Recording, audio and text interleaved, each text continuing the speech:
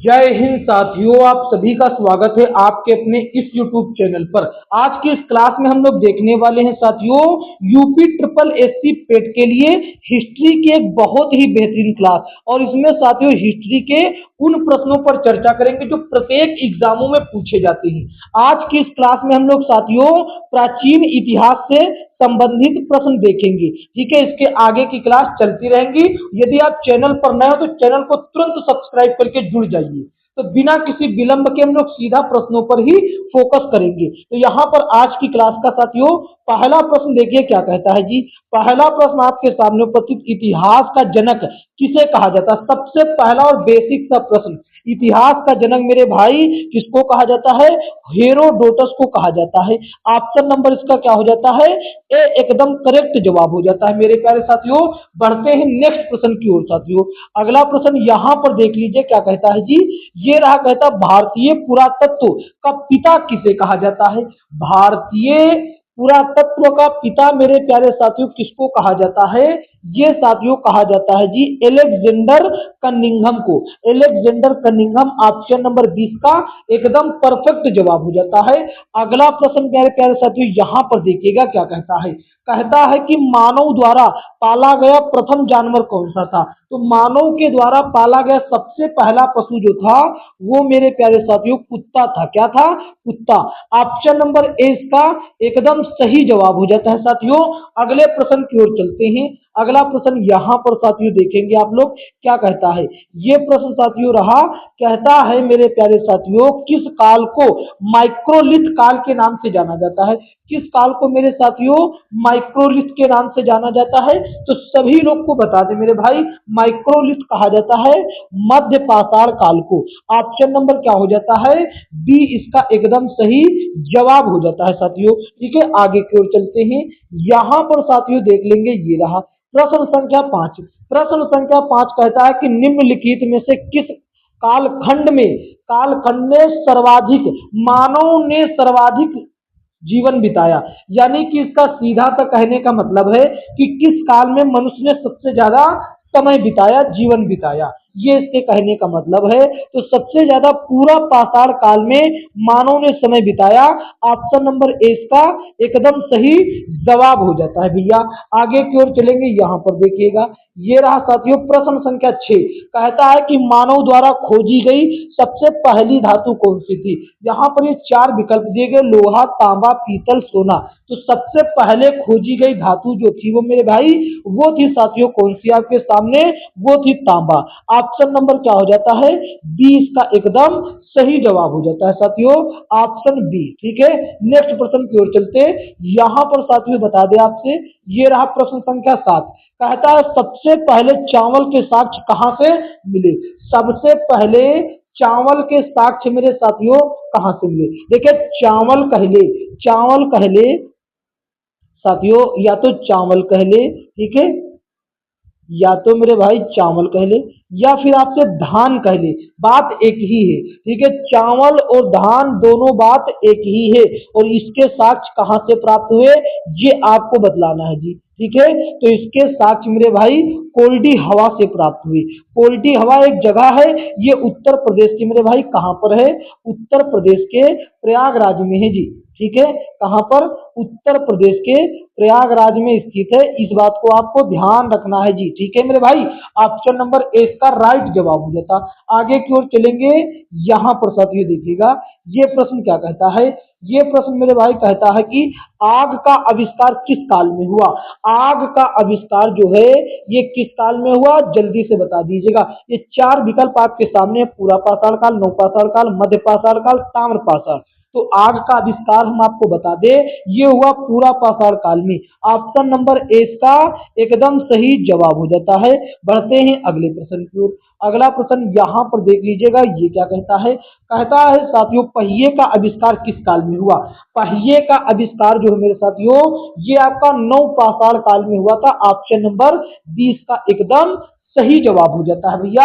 आगे की ओर बढ़ लेते हैं। यहाँ पर साथियों देखिएगा, ये देखिए इस प्रश्न में साथियों क्या कहता है कि कहां पर मानव गड्ढे खोदकर निवास करता था। सबसे महत्वपूर्ण प्रश्न ये है कि मानव कहां पर गड्ढे खोदकर निवास करता था। देखिए अभी अभी मैंने आपको बताया कोल्डी हवा से मेरे भाई चावल के साक्ष्य प्राप्त हुए हैं, कोल्डी हवा से चावल के साक्ष्य प्राप्त हुए हैं। लेकिन मेरे भाई अगर पूछे गड्ढे खोदकर तो ये बुर्ज होम में साथियों एक स्थल है जो कि जम्मू और कश्मीर में है, वहां पर साक्ष्य मिले। ऑप्शन नंबर सी इसका एकदम सही जवाब हो जाता है साथियों। आगे की ओर साथियों चलते हैं। यहाँ पर देख लीजिएगा क्या कहता है ये प्रश्न, देखिएगा कहता है कि भीम बेटका की गुफाओं किसके लिए प्रसिद्ध है।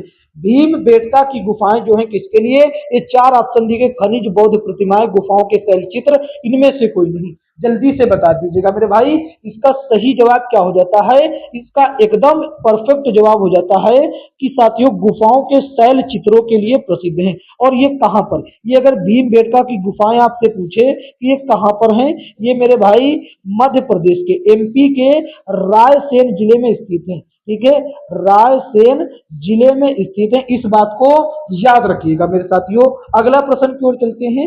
यहां पर अगला प्रश्न आपके सामने उपस्थित है, क्या कहता है ये देखिए, कहता है नवपाषाण युग में भारतीय उपमहाद्वीप के उत्तर पश्चिमी क्षेत्रों में निम्नलिखित में से किस स्थान पर कृषि के अभ्युदय के प्रारंभिक प्रमाण मिले। देखिए इस बात को हम कंफर्म कर दें, अगर आपसे पूछे प्रारंभिक कृषि, कृषि के यहाँ पर क्या कह रहा है, कृषि के अभ्युदय के प्रारंभिक साक्ष्य कहाँ से मिले, ये बात कह रहा। और एक है चावल के साक्ष्य, एक है चावल के साक्ष्य। ठीक है, अगर आपसे चावल से कहता तो आप लगा देते कोल्डी हवा। ठीक है, यहाँ पर हम आपको कंफर्म कर देते हैं। ठीक है, अगर आपसे चावल या धान कहता तो आप लगा देते कोल्डी हवा। ठीक है, कोल्डी हवा एक साथियों अभी हम आपको बता कर लाए हैं कोल्डी हवा। ठीक है, कोल्डी हवा लगा देते। लेकिन यहाँ पर कृषि के प्रारंभिक साक्ष्य के बारे में पूछा है, इसीलिए इसके उत्तर में बदलाव करना होगा। जो उत्तर लगाना होगा वो मेहरगढ़, ऑप्शन नंबर 20 का एकदम परफेक्ट जवाब हो जाएगा। बढ़ते हैं अगले प्रश्न की ओर। अगला प्रश्न यहाँ पर साथियों देखिएगा क्या कहता है, ये साथियों रहा, कहता राख का टीला निम्नलिखित में से किस नौपाषाणिक स्थल से प्राप्त हुआ या संबंधित है। साथियों कुल मिलाकर आपसे ये प्रश्न पूछना चाहता है कि राख का टीला, राख के टीले के साक्ष्य कहां से प्राप्त हुए, ये आपसे पूछना चाहता है। तो आप बता दीजिए तुरंत इसको कि राख के टीले के साक्ष्य जो है मेरे भाई वो संगन कल्लू नामक जगह से प्राप्त हुए हैं। ऑप्शन नंबर 20 का एकदम सही जवाब हो जाता है। ठीक है, चलते हैं अगले प्रश्न की ओर। अगला प्रश्न यहाँ पर देख लीजिएगा क्या कहता है। साथियों भीम बेटका किसके लिए प्रसिद्ध, अभी अभी मैंने आपको बताया कि ये भीम बेटका जो है साथियों, ये भीम बेटका क्या है, ये गुफाएं हैं, ये गुफाएं हैं। ठीक है, क्या है मेरे प्यारे साथियों, गुफाएं। ठीक है, और कहां पर स्थित है, ये स्थित है एमपी बोले तो मध्य प्रदेश के रायसेन जिले में स्थित है। ठीक है, रायसेन जिले में स्थित है। किस लिए प्रसिद्ध है, ये प्रसिद्ध है साथियों, किस लिए साथियों, ये गुफाओं के शैल चित्रों के लिए प्रसिद्ध है। ऑप्शन नंबर ए का एकदम परफेक्ट जवाब हुआ, किसी को एतराज नहीं होना चाहिए। ठीक है, नेक्स्ट प्रश्न की ओर चलते हैं। यहां पर साथियों देखिए क्या कहता है, वेरी इंपॉर्टेंट प्रश्न है। ये कहता है रॉबर्ट ब्रूस फुट, ये साथियों क्या है, रॉबर्ट ब्रूस फुट, ये कौन थे आपको ये बतलाना है जी। ठीक है, तो ये कौन थे, ये मेरे प्यारे साथियों कौन हो जाते हैं, जल्दी आपको बतलाना। ये साथियों भूगर्भ वैज्ञानिक थे, भूगर्भ वैज्ञानिक। ऑप्शन नंबर क्या हो जाता है, A is the right answer of this question. बढ़ते हैं अगले प्रश्न की ओर। अगला प्रश्न यहाँ पर साथियों देखिए ये रहा, प्रश्न संख्या 16 क्या कहता है जी, कहता है भारतीय उपमहाद्वीप में कृषि के प्राचीनतम साक्ष्य कहां से प्राप्त हुए। फिर से वही प्रश्न लेकिन घुमाकर आपसे पूछा है। तो देखिए यहाँ पर आपसे घुमाकर पूछा, अभी अभी मैंने बताया, अभी अभी। ठीक है, ये कृषि के प्राचीनतम साक्ष्य, कृषि के प्राचीनतम साक्ष्य के बारे में पूछ रहा है। तो अभी अभी मैंने आपको क्या बताया था, अगर आपसे चावल के साक्ष्य कहता, चावल के, चावल या धान के साक्ष्य कहता तो आप क्या लगाते, तब आप कोल्डी हवा लगाते। लेकिन कृषि के प्राचीनतम या प्रारंभिक साक्ष्य पूछेगा तो आपको मेहरगढ़ लगाना पड़ेगा। ठीक है, तो इसका उत्तर ऑप्शन नंबर डी हो जाएगा, मेहरगढ़। ठीक है, आगे की ओर चलते हैं। अगला प्रश्न देखिएगा, यहाँ पर साथियों क्या कहता है जी। ठीक है, अगला प्रश्न ये रहा, ये देखिए प्रश्न संख्या 17। ठीक है, ये कहता है आपसे मेरे प्यारे साथियों, हड्डी से निर्मित आभूषण, हड्डी से निर्मित आभूषण मध्य पाषाण काल के संदर्भ में कहाँ से प्राप्त हुए। मेरे प्यारे साथियों, ये कुल मिलाकर पूछता है हड्डी से निर्मित आभूषण के साक्ष्य ये कहाँ से प्राप्त हुए, किस स्थल से प्राप्त हुए, ये आपसे पूछा जाता है। ठीक है, तो कहाँ से प्राप्त हुए सभी लोग बता देंगे। ये महादहा नाम का एक साथियों वो है, वहां से प्राप्त हुए। महादहा और सराय नाहर राय ये एक ही पास है, तो इसका सही जवाब ऑप्शन नंबर बी हो जाता है। ठीक है साथियों, आगे प्रश्न की ओर बढ़ते हैं। अगला प्रश्न यहाँ पर देख लीजिएगा, ये रहा साथियों। देखिए क्या कहता है, कहता निम्नलिखित में से किसको चालकोलिथिक युग भी कहा जाता है। किस युग को मेरे भाई, किस समय को चालकोलिथिक युग कहा जाता है, इसका उत्तर आपको बतलाना है जल्दी से। ठीक है, तो जल्दी बतला दीजिए इसका उत्तर क्या हो जाएगा। इसका उत्तर मेरे प्यारे साथियों हो जाएगा ताम्रपाषाण। ताम्र युग को मेरे भाई क्या कहा जाता है, ताम्र युग को कहा जाता है क्या, चालकोलिथिक युग कहा जाता है। यानी कि ऑप्शन सी मेरे प्यारे साथियों एकदम परफेक्ट जवाब हो जाता है। आगे की ओर बढ़ते हैं। अगला प्रश्न यहाँ पर देख लीजिए क्या कहता है, कहता है कि कोपेनहेगन संग्रहालय की सामग्री से पाषाण, कांस्य और लौह युग का त्रियुगीन विभाजन किया था, किसने किया। मेरे प्यारे साथियों, यहाँ पर कहता है कि कोपेनहेगन संग्रहालय की सामग्री से पाषाण पत्थर, कांस्य यानी तांबा, लौह मतलब लोहा, युग का तीन त्रियुगीय विभाजन किसने किया, उस व्यक्ति का नाम बतलाना है। तो उस व्यक्ति का नाम साथियों थॉमसन हो जाता है। ठीक है, ऑप्शन नंबर ए इसका एकदम परफेक्ट जवाब हो जाता है। ठीक है साथियों, आगे की ओर चलते हैं। अगला प्रश्न यहाँ पर साथियों देखिएगा क्या कहता है जी। ये प्रश्न संख्या 20 मेरे साथियों, भारत में शैलाश्रय से सर्वाधिक चित्र कहाँ से प्राप्त हुए। शैलाश्रय के सर्वाधिक चित्र कहाँ से प्राप्त हुए।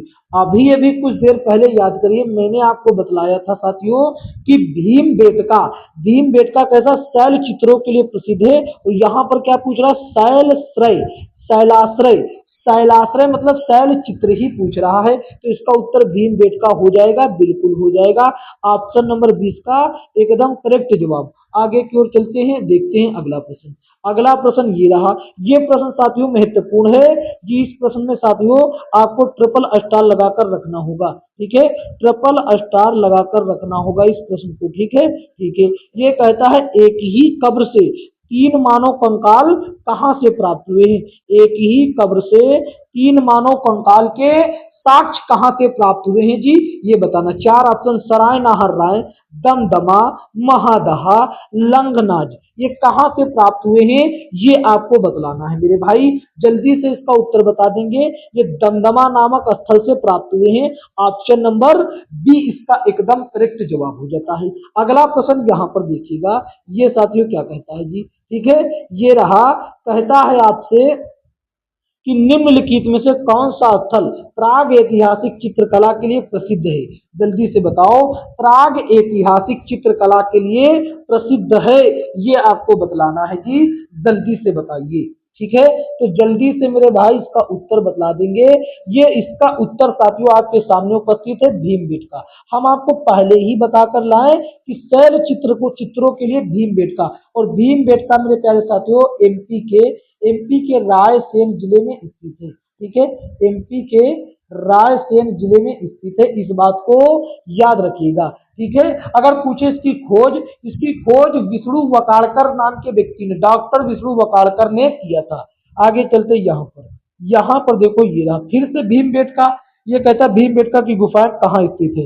ये अभी तक तो नहीं आया था, लेकिन मैंने आपको पहले ही बता रखा था कि एमपी के रायसेन जिले में। ठीक है, तो रायसेन जिले में हुआ मतलब स्थित है। ठीक है, इस रायसेन जिले को अब्दुल्लागंज भी कहा जाता, लेकिन यहाँ पर कोई दिक्कत वाली बात नहीं। Abdullaganj is equal to Raisen दे रखा। ऑप्शन नंबर 20 का एकदम करेक्ट जवाब हो गया। आगे की ओर चलते हैं।